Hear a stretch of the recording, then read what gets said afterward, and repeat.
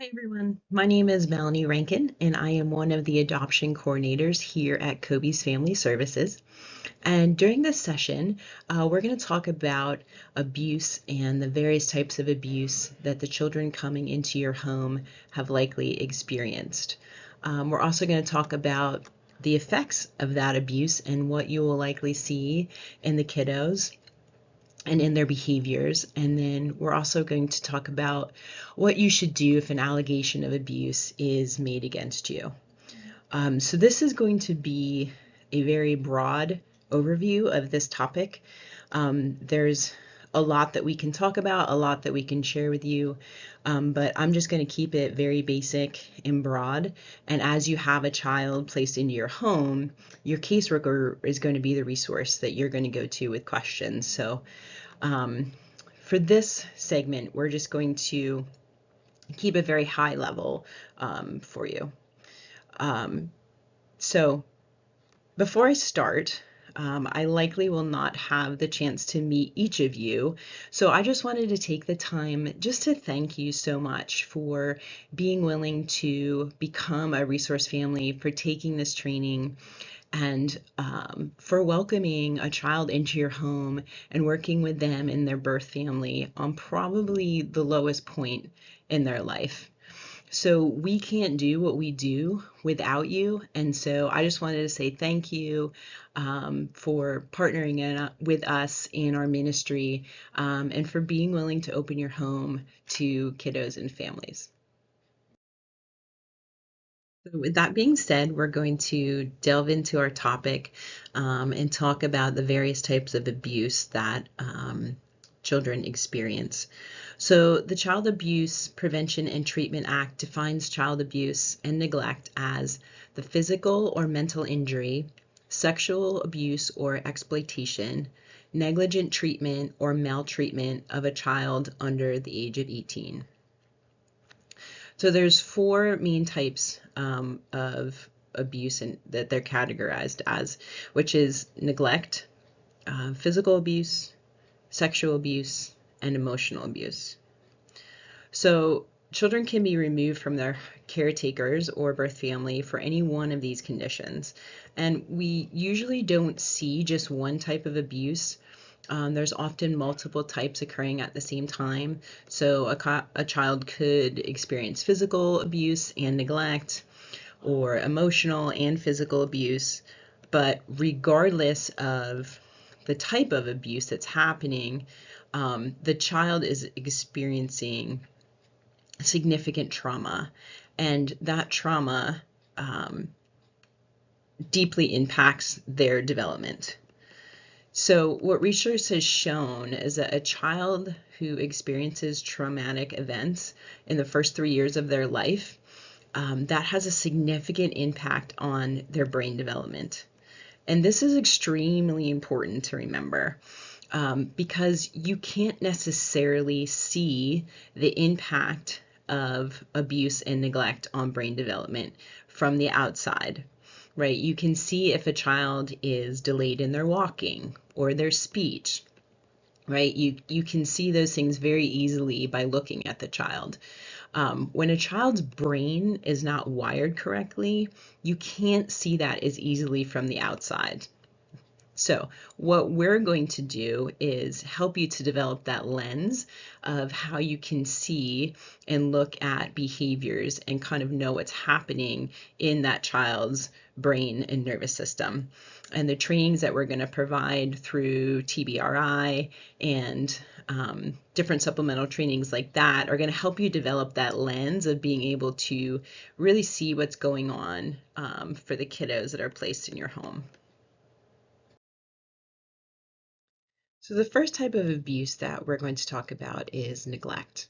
And a lot of people are surprised that this is the worst form of abuse. And what we mean by that is that it has the most profound and long-term effect on children's development. So unfortunately, neglect is a very common reason why kids come into care.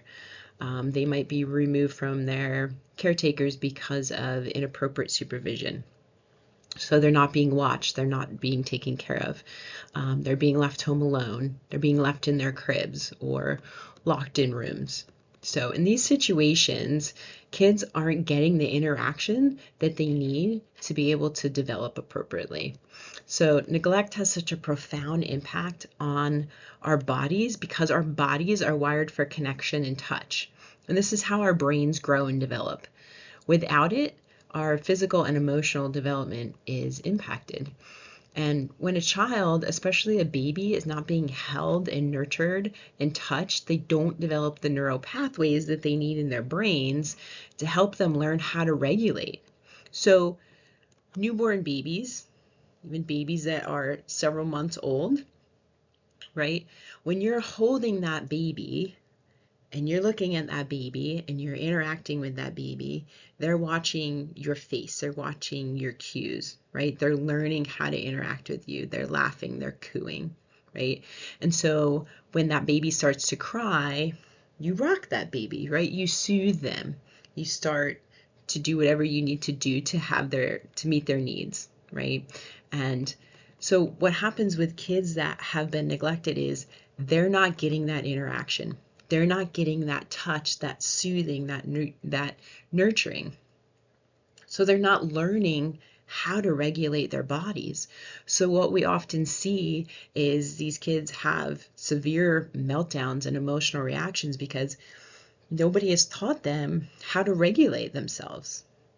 And beginning with the way that we're welcomed into the world, we build a story about relationships. So we trust our caretakers. We don't trust them. We feel safe with our caretakers. We don't feel safe with them.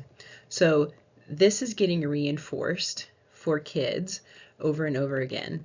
So the challenge will be when these kids come into your home of being able to reinforce that you are trustworthy, right? That they are safe. And that's just going to take time and reinforcement for these kids to learn that and for their brains to begin to develop in a healthier way. Something else you're going to have to keep in mind with a child that has experienced abuse is that what's normal for your family will not be normal for this child. So more than likely you have a family mealtime or a family game night or movie night. If you're parenting children right now, you have a bedtime routine that you probably typically do. Having consistent access to food, having fresh food, right? This is all going to be strange and new experiences for them. What I mean by, fresh foods is Chef Boyardee out of a can tastes very differently than even like frozen ravioli, right? So textures, tastes, all that's going to be different. And so it's going to be really important that you just have realistic expectations as kids get settled into your home, as they experience new routines, and they kind of create a new normal. Set bedtimes. Kids probably aren't going to have had experienced a set bedtime. They could be up all hours of the night. So that will be something that you'll probably have to work on and establish with them a sleep routine and a bedtime of every night at the same time because they've likely never had that. For older kids, right, you're setting boundaries that you think are age appropriate. Things like limiting internet access for kids, right? Monitoring cell phones and their use, right? Having curfews. That's all going to be probably new and different if you have an older child placed in your home. Probably will have never experienced these things. And coming into your home, that's going to be a brand new routine that they're going to have to get used to. And so we're going back to talking about developing that lens and being able to look at behaviors differently that you might be seeing in a child that has experienced neglect. Again, it's that ability to transition and regulate emotions, right? That is something that is developed through interaction, right? Self-regulation, you learn that by interacting with others. And kids that have experienced neglect, they haven't experienced that ability to learn how to self-regulate, to have cause and effect thinking, right? These are all severely impacted by neglect.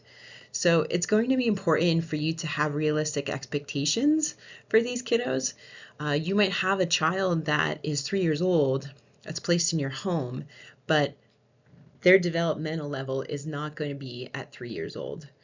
And there's a lot that we can talk about here, but I need to keep this brief and keep moving on. So your caseworkers will be really good resources for you again. But this is just a really high level overview. So we're going to keep moving on. And then we're going to talk about the next type of abuse, which is physical abuse. The physical abuse of a child is defined as inflicting physical injury to a child, punching, slapping, kicking, burning, throwing, or using unreasonable restraint or confining a child based on method, location, and duration. So it's important to remember that there are times and situations where parents or caretakers do not intend to hurt the child. The injury that the child incurs might be a result of over-discipline or physical punishment that is incorporated and is not appropriate to the child's age or maybe their mental condition and understanding. So again, it's just important to remember, if you have a child placed in your home that has experienced physical abuse, that birth parents who have physically abused their children likely did not grow up in a loving home themselves. Oftentimes we see that this is a generational issue, and these birth parents are really doing the best they can with what they know. So you don't know what you don't know. And, oftentimes, unless you really are conscientious and take an effort to stop generational things that have happened, you're going to parent the way that your parents parented. And so a lot of times, like we see, is the birth parents that we're working with that have physically abused their children, they did not have a stable, nurturing childhood. And they're just trying to get by, and they don't have the skills that they may need to be a loving and nurturing parent. So that's just my challenge to you. If you have a child placed in your home that experienced severe physical abuse, there by the grace of God go I. And again, every situation is different, but oftentimes what we see is that this abuse tends to be generational. So children who have experienced physical abuse that are coming into your home, you're probably going to see them in a hypervigilant, hyperarousal state. So because they have had to pay attention and try and be able to predict what's happening around them, in order to survive, their brain has kind of become in this chronic state of hyperarousal. And that is what's kept them safe up to this point. So they're going to be sensitive to nonverbal cues, to body movements of those that are in the room. Even when you're out and about, they're going to be very aware of what's happening. This research shows that roughly 80 to 85% of what we say isn't our words, right? It's our body movements, it's our tone of voice, it's things like that. So you're going to have to be very aware of those things if you have a child in your home that has experienced chronic physical abuse. So be extremely careful in how you touch them and try to verbally redirect them as much as possible, and use physical redirection as a last resort.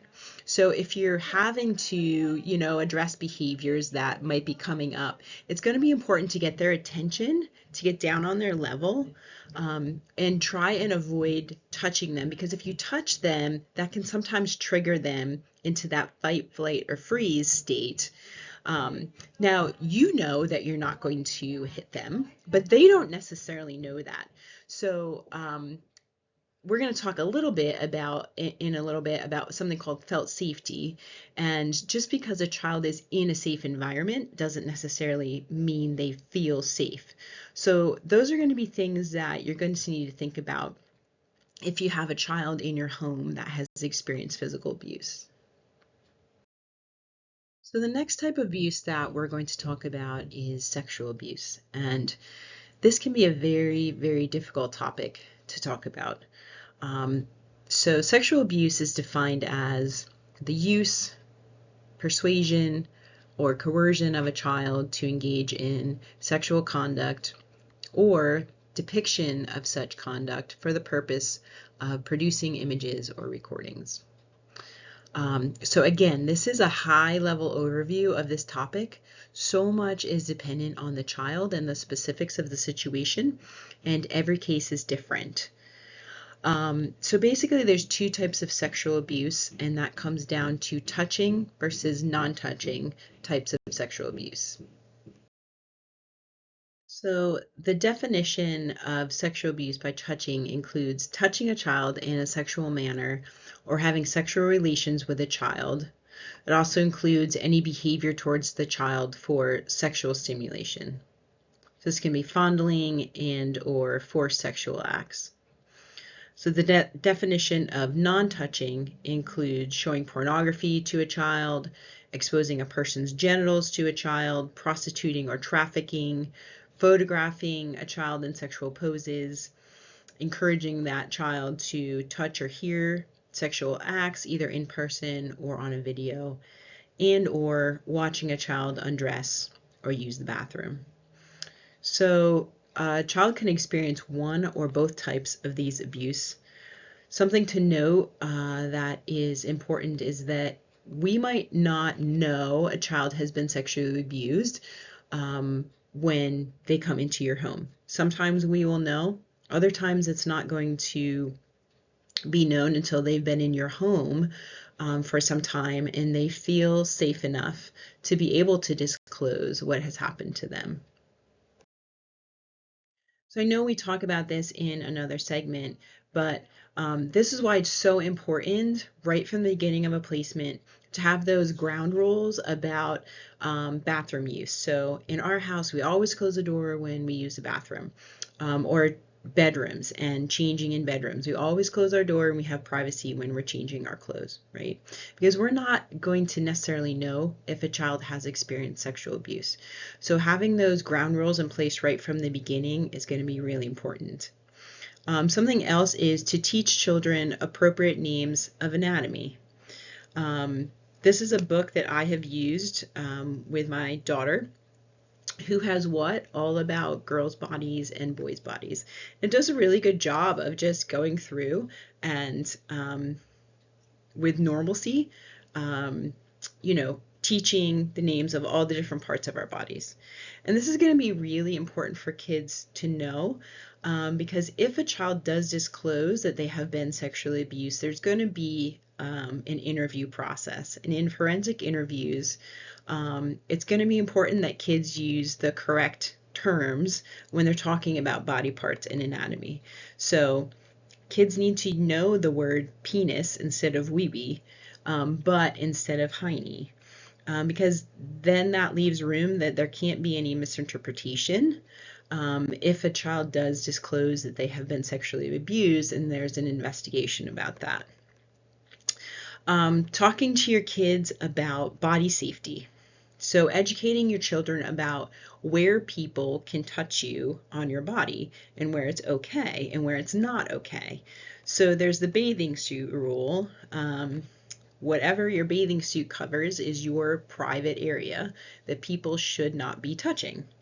And that can be taught to kids. They might not know that when they come into your home, and they might not know those different terms. So that's going to be important that you're teaching not just foster kids that are coming into your home, but your own children as well. Secrets versus surprises, right? It's okay to keep a surprise from someone, but we shouldn't be keeping secrets from others. Knowing what is age-appropriate sexual development. So curiosity about body parts is normal for younger kids. Masturbation is normal for older kids. And when it comes to a point where you're not able to redirect a child in those behaviors, then there is some cause for concern. And you would just be very open and talk to your caseworker, and they're going to walk alongside you in that process. But it's very important to know what's age appropriate sexual development, and also to be aware and recognize your own comfort levels around this topic. So usually this is not an easy topic to talk about for anybody. It's not the most comfortable thing, but it's going to be important that you have some level of comfort when in being able to educate your kids appropriately around body parts and body safety. All right, hang in there with me. We're almost done. We're going to talk about the last type of abuse, and that is emotional abuse. Emotional abuse is defined as serious mental injury to a child through any act or a series of such acts or failures to act. So what is serious mental injury? So that's a psychological condition that has been diagnosed by a physician or a licensed psychologist. So the important thing to remember about emotional abuse is that it renders the child severely agitated, anxious, depressed, or withdrawn. So it interferes with someone's ability to be able to accomplish their daily tasks. So for a child not able to focus on school because they're thinking about what was said to them or what was done to them, they can't get their schoolwork done. They're afraid to go home after school or to go to various places. So unfortunately, we see this a lot. When you're told that you're worthless, that you're a mistake, that you're a pain in my whatever, that it's your fault that XYZ happened, it can seriously interfere with your emotional state, and it makes it really hard to function. It also affects your ability to feel safe and valued, especially when the emotional abuse is coupled with physical and or sexual abuse. A really good analogy I heard one time was that they said that your words are like nails on a piece of wood. So once you say something to someone, that nail is driven into that piece of wood, and that leaves a hole. So you can take your words back, but that hole is still there. There's still an effect of your words. There's still a wound. And it takes time for that wound, if ever, if you don't take the appropriate steps to heal that, that hole is still going to be there, and that's still going to be affecting your ability to function. So that child coming into your home may have lots of wounds that you're not going to be able to see on the outside. Okay, so just to summarize all that we've talked about in the 4 different types of abuse, I really like this quote from Dr. Bruce Perry. He's a well-known child psychologist, author, researcher in the field of trauma, and he says, the first victim of abuse is trust. And I really love that because I have seen that over and over again with kiddos that I've worked with over the years. Trust is something that's developed over time and through our experiences, right? And so even you and I, when we've experienced trust that's broken, it takes time to earn that back. And we have well-developed brains, and mostly we're securely attached or well attached to someone, and we've learned that. Kiddos coming into your home likely haven't developed that wiring in their brains to trust you, right? Because that's something that happens over and over again, that's reinforced.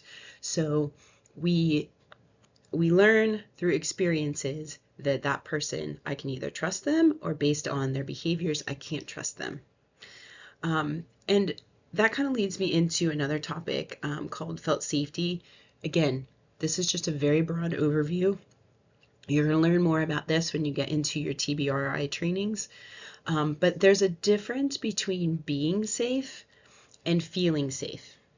So safe is a very subjective term, and it has to do more with our brains and our nervous systems than the environment that we're in. So just because a place is safe doesn't mean someone feels safe there.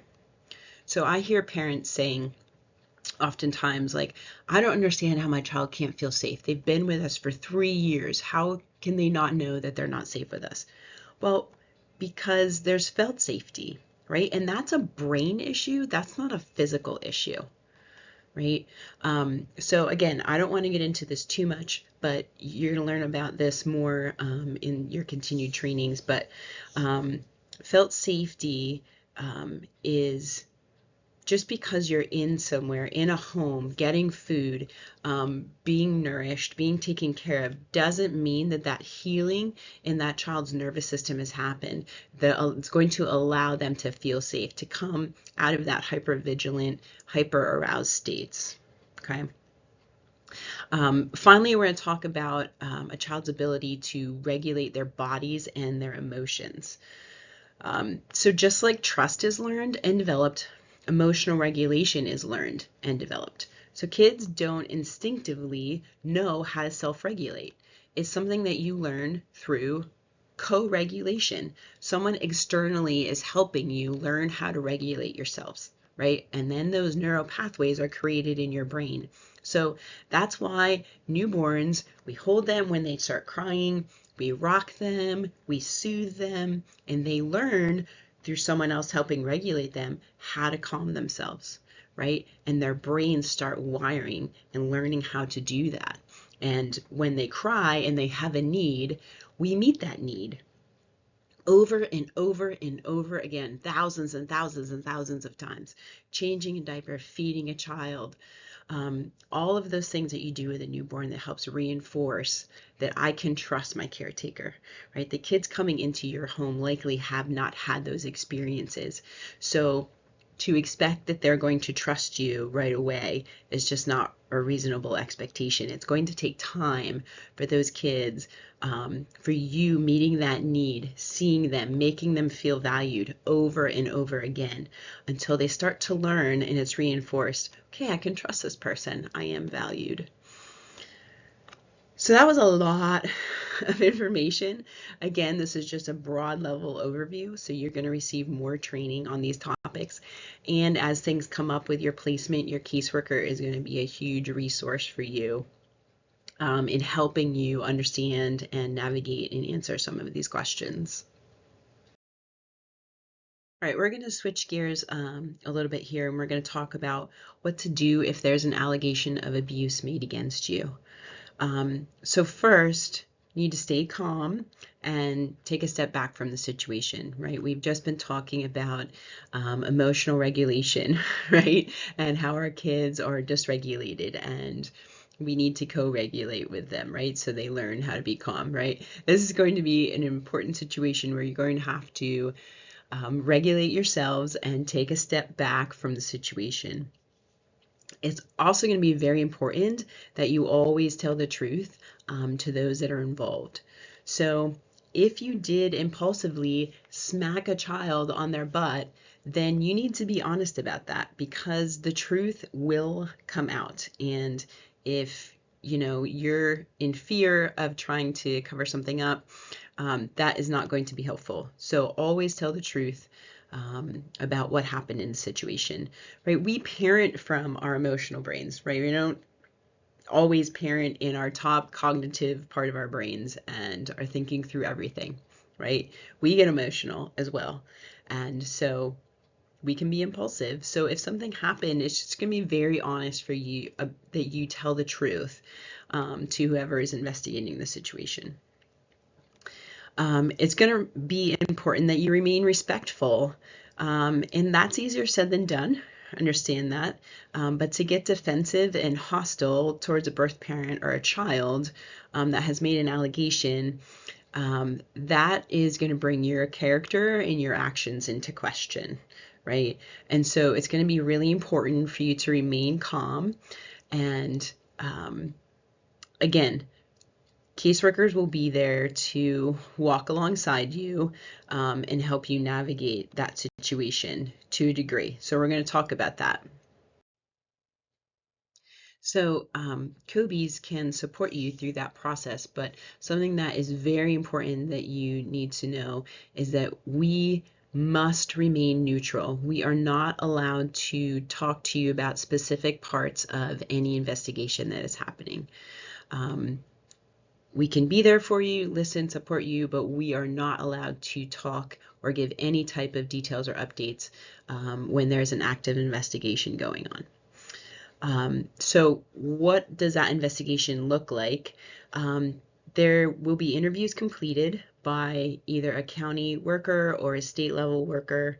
They will get in touch with you, more than likely come out to your home and talk to you about the allegation that was made.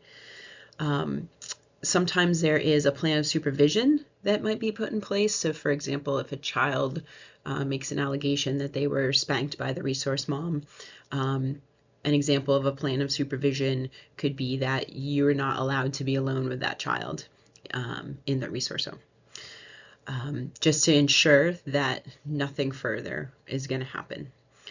And that really is a protection against you as well. And depending on the allegation, there might be possible police involvement where police would come to your home and speak with you.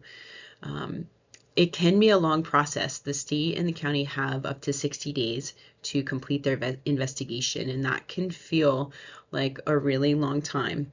But again, it's going to be important that you remain calm, that you cooperate, and that you remain respectful with all of those involved. Okay, that was a lot of information thrown at you in a very short amount of time.